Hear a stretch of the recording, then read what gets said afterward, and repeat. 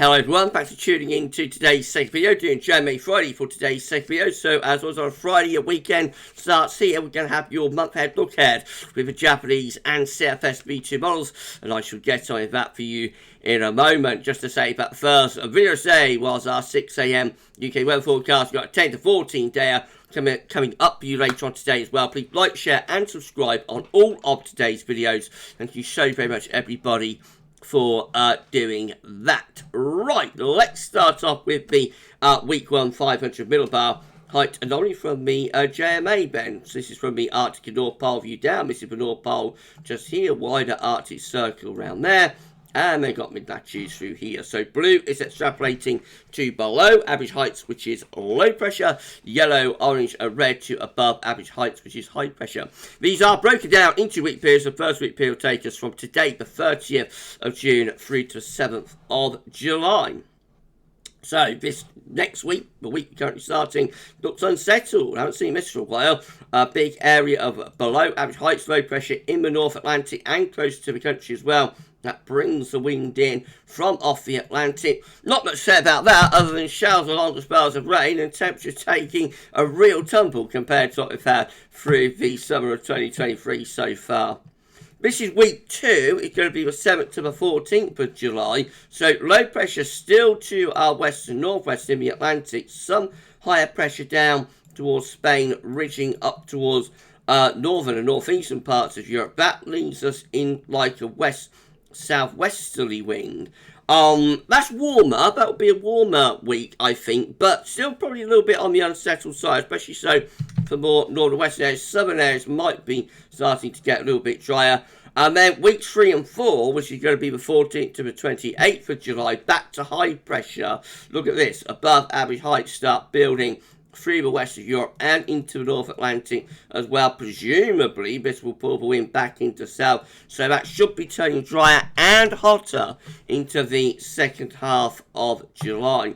Now this is the tropical and mid-latitude view. We can't see the Arctic, North Pole, Greenland, Scandinavia, all those areas off the chart up here. However, as we have a look at that view down, we know what's going on.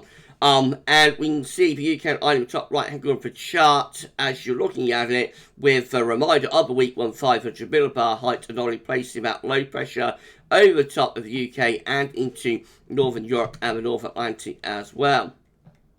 Temperature anomalies actually in weekend, despite the low pressure, are still close to average or close to average. So around the country, we've got very warm sea surface temperature anomalies at the moment in the North Atlantic. So all of this yellow and orange here, that's the warmth in the Atlantic. But you can see that actually the UK and Ireland ourselves inland, it's actually close to normal, where there's no signal. So we might actually be a little bit on the cooler side there in reality. And also wetter than average as well in the next week from the 30th of June, 7th of July, as a wet and cooler week, let's put it that way.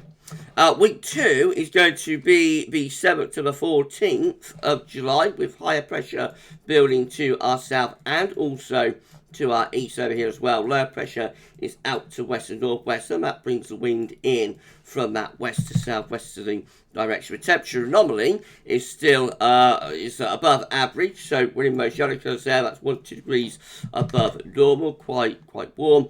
And again, a wetter than average week, especially so to the north and the west there. So temperature beginning to recover a little bit, but certainly looking rather on the wet side.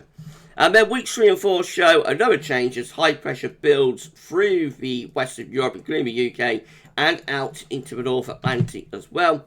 So warmer than average couple of weeks as well. This takes from 14th to 28th of July. Second half of the month coming out warmer than normal once again. And also a bit of a drying trend, even in weeks 3 and 4, still rather on the wet side to our north and northeast, but actually most parts, particularly England and Wales, are turning drier there. So clearly better recovering in temperature and pressure and, dry conditions as July goes on with the JMA. Now let's have a look at CFS V2, see how that compares. So again, these are 500 millibar height anomalies broken down into week periods. The first week period will take from the 30th of June, 6th of July. This next week looks unsettled with below average heights to our north and northeast. Higher pressure is out in the Atlantic here. Winds will be coming in from a northwesterly direction as well. So showery and cool there. And it goes on into week 2 as well. A bit of a change to what JMA is showing. This is the 7th to the 13th of July. Still with that area of below average heights across the north and the west of Europe, while in the North Atlantic there's higher pressure. This will keep wind in from a cool north-northwesterly direction, and of course the low pressure will continue to bring unsettled conditions as well. We do see a change though in week 3, which is the 14th to the 20th of July. Higher pressure then starts to build up from the south, so that will start to turn things obviously drier and also significantly warmer, with winds changing into more of a southerly or southwesterly direction. And then week 4, which is the 21st to the 27th of July, still showing high pressure influences with above average heights in the northwest Europe and also to some degree in the North Atlantic. Winds coming up from a southerly to southeasterly direction. You would expect that to be quite a dry and warm week as well. Temperature anomalies for the CFS for week 1, 30th of June, 6th of July, are below average. That's different to the JMA, which is only going for average temperatures, but we do see a colder than average temperature anomaly there from the CFS. The Northern Europe as well, not just UK but Northern West Europe also included in that, so quite a cool week there in the first week of July. And also week 2 looks rather cool as well now. This was 7th, 13th of July. That also coming out with rather below average temperatures. Again, most of Northern Europe is included in that. Week 3 sees a recovery in temperature. Both started to take place 14th, 20th of July. Beginning to warm up and go warmer than normal, and that carries on into week 4 as well, which is the 21st, 27th of July.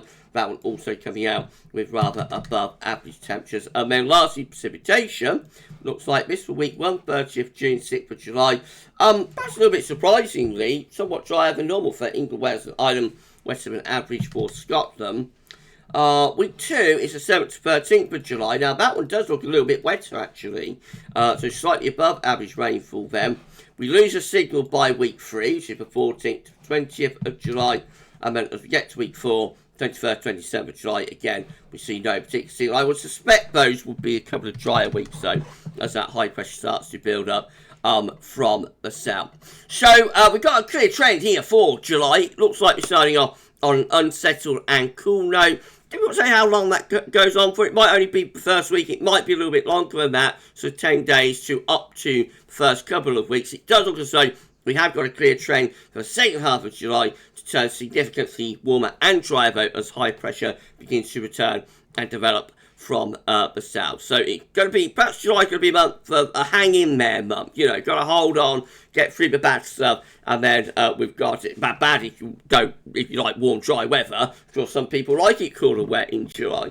No, you pay your money, you take your choice with that. But it looks like it could be one of those sort of months, you know, where we've got some unsettled and cool weather to get through, and then we're on into something a lot drier and warmer later on in the month. We'll see.